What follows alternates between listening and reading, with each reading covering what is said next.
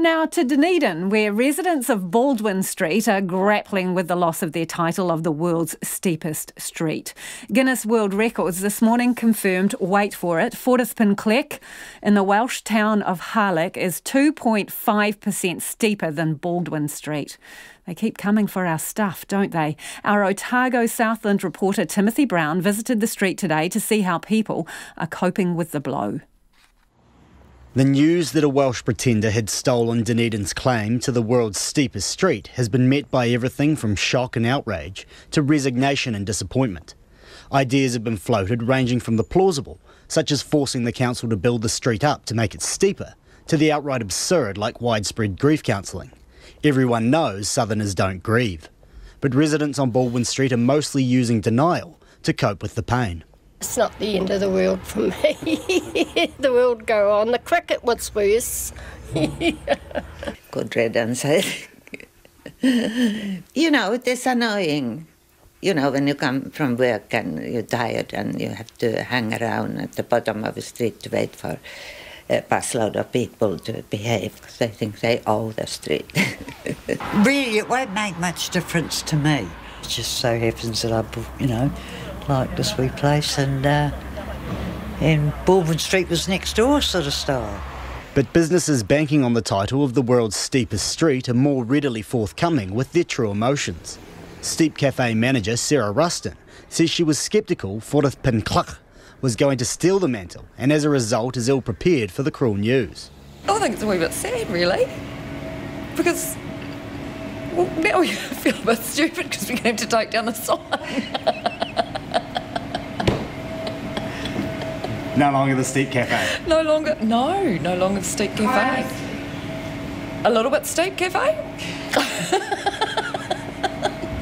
And tour guide Daphne Ty, who was busy showing a busload of tourists up the street this morning, says she's not willing to face the news yet, and she won't be sharing it with tourists either.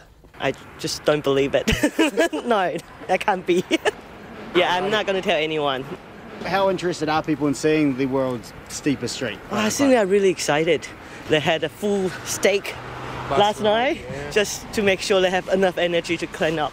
Baldwin Street's fame has come at a price. Residents reported chaos 2 years ago as visitors blocked access to their properties and trampled through their gardens. And a public toilet was installed after visitors started using the facilities in homes and businesses.